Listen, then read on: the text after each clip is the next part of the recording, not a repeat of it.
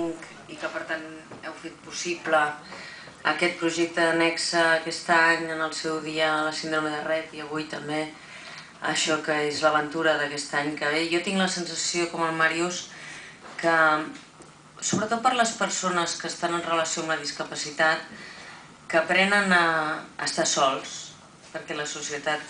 està preparada per la gent que és competitiva, no per la gent que té problemes.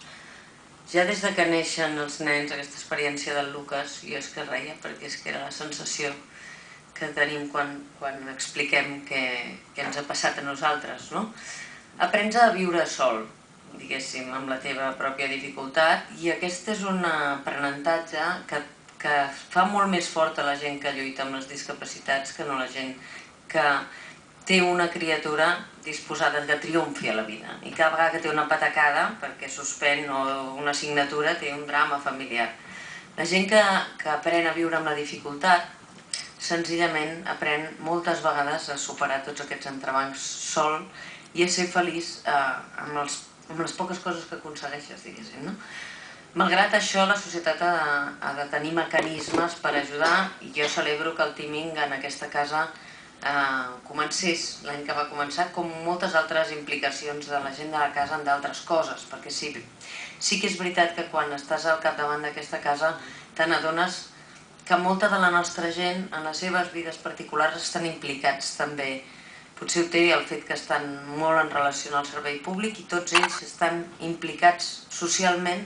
amb una xarxa que tenim rica i que afortunadament cobreix algunes dels dèficits rigorosos que té la nostra societat, en casos com el que ara comentava o en el cas de l'autisme, en el cas mateix de les escoles especials, les dificultats que hi ha per atendre tota la diversitat, i això va en creixement, és a dir, que el sistema ens donarà menys i que socialment l'haurem de suplir, com s'ha fet gairebé sempre en molts àmbits, però que serà més, això és una realitat. Per tant, que iniciatives com el teaming creixin, han de créixer més, evidentment, i per tant hem de fer que la gent s'impliqui, i és normal que siguin aquests col·lectius que estan més sols els que vinguin a trucar a la porta. Entre altres coses perquè el que jo estic veient amb les retallades és que els qui patiran més són els més fràgils de la societat,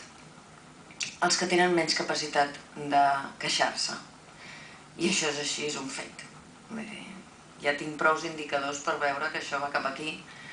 Per tant, una vegada més la societat haurà de suplir el que l'administració no està assumint, no? I no ho assumeix o per la situació econòmica o perquè senzillament hi ha un moment que s'estan produint moltes circumstàncies, que això també parlant amb gent que s'ocupa dels nostres mons, cada vegada hi ha més casuístiques diferents. Vosaltres dèieu, en la carta del Lucas deia, no tenien un diagnòstic sobre què em passava a mi. Això cada vegada està passant més.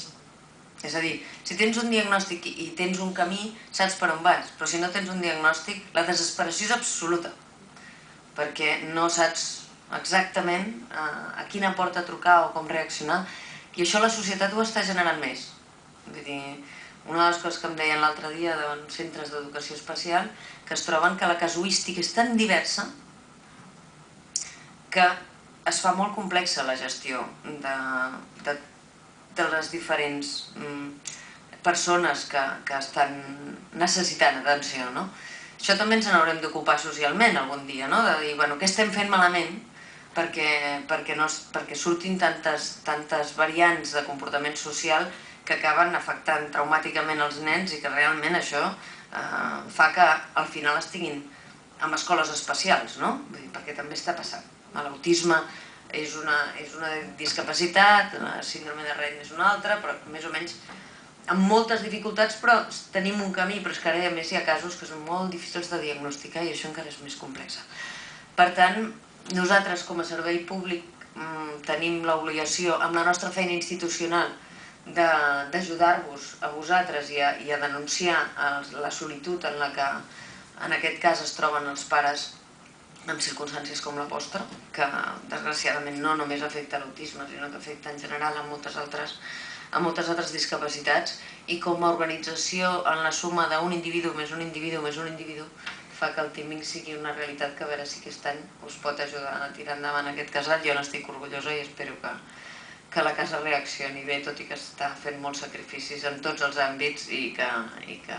això, evidentment, no és un sacrifici, sinó que és la suma cap a que tots construïm una mica més la felicitat que és possible tenir malgrat totes les dificultats. Per tant, molta sort i empenyarem des d'aquí que vagi tot molt bé. Gràcies a tots per la feina que feu.